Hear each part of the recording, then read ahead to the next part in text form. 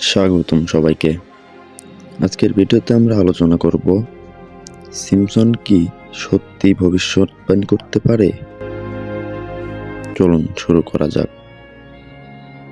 একটা cartoon show যেটা প্রায়ই ভবিষ্যৎবাণীর কারখানা হিসেবে পরিচিত। বলছিলাম দ্য সিম্পসনস এর কথা। তাদের স্ক্রিপ্টে এমন কিছু ঘটনা দেখানো হয় যা কয়েক বছর পরে বাস্তবেই ঘটে যায়।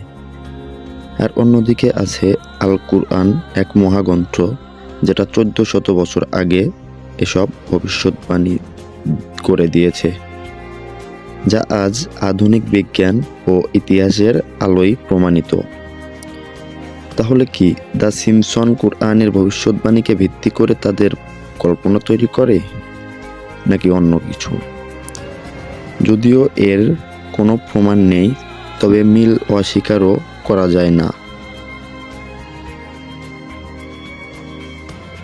কিছু তুলনামূলক মিল তুলে ধরা হলো। ফেরাউনের দেহ সংরক্ষণ কোরআনের অলৌকিক বার্তা। আল্লাহ তাআলা বলেন, আজ আমি তোমার দেহকে রক্ষা করব, যেন তুমি তোমার পরবর্তীদের জন্য এক নিদর্শন হও। সূরা ইউনূস আয়াত 92। তারপর 1898 সালে ফেরআউনের মমি আবিষ্কৃত হয়। বিজ্ঞান প্রমাণ করে ফেরআউন সমুদ্রে ডুবে মারা গেলেও তার দেহ সংরক্ষিত ছিল। সিম্পসন এর কল্পনা। তারা একাধিক এপিসোডে প্রাচীন মিশর ও মমিকে নিয়ে মজা করেছে। যদিও এখানে ঐতিহাসিক সত্যের ছোঁয়া রয়েছে, কিন্তু সেটা নিছক কল্পনা শক্তি ও ঐতিহাসিক কৌতুক মাত্র।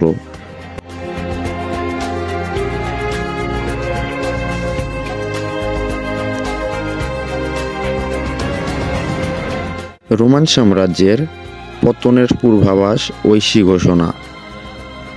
রোম পরাজিত হয়েছে, আর কিছু বছরের মধ্যে তারা আবার জয়লাভ করবে।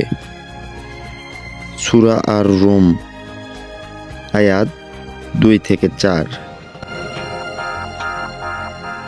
সপ্তম শতকে পারস্য রোমান সাম্রাজ্যকে হারায়, কিন্তু কোরআনের ভবিষ্যৎবাণী অনুযায়ী 9 বছরের মধ্যে রোম পুনরায় বিজয়ী হয়। দ্য সিম্পসনস পূর্বাভাস। তারা 2000 সালে ট্রাম্পকে প্রেসিডেন্ট দেখায়, সেটা 16 বছর পর বাস্তব হয়।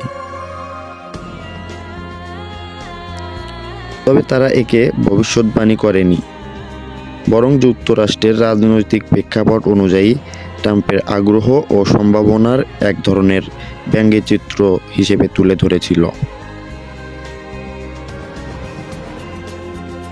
আধুনিক প্রযুক্তির ভবিষ্যৎ, মানুষের কল্পনা বনাম ঐশী জ্ঞান। কোরআনে বলা হয়েছে, গভীর সমুদ্রের অন্ধকারে তরঙ্গের পর তরঙ্গ, যার উপরও আরেক তরঙ্গ, আর তার উপর মেঘ। সূরা আন-নূর আয়াত 40। এই আয়াতে আধুনিক ডিপ সি গবেষণার আগেই তলদেশের অবস্থাকে নিখুঁতভাবে বর্ণনা করা হয়েছে। তারা স্মার্ট ওয়াচ, ভিডিও কল, এমনকি এআই নিয়েও ধারণা দিয়েছিল। কিন্তু বাস্তবতা হচ্ছে, এসব প্রযুক্তির বিকাশ শুরু হয়েছিল আগেই। তারা শুধু বৈজ্ঞানিক রিপোর্ট, চলমান আবিষ্কার এবং ভবিষ্যৎ সম্ভাবনা থেকে মজার ছলে কল্পনা করেছিল।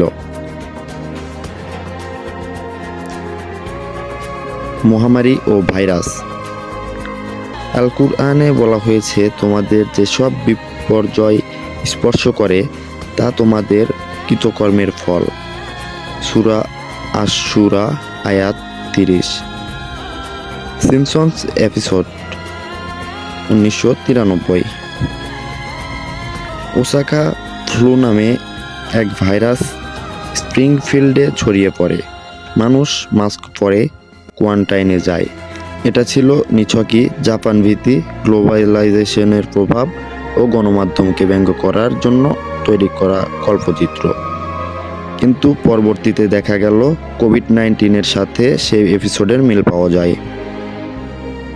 তবে গুরুত্বপূর্ণ বিষয় হলো, দ্য সিম্পসন ভবিষ্যৎবাণী করে না। তারা পর্যবেক্ষণ করে, গবেষণা করে এবং একটা সম্ভাব্য ভবিষ্যতের কল্পচিত্র বা ব্যঙ্গচিত্র আঁকে। অনেকটা এমন, যদি আজকের ট্রেন্ডগুলো চলতে থাকে তাহলে ভবিষ্যৎ কি হতে পারে সেটাই তারা দেখায়।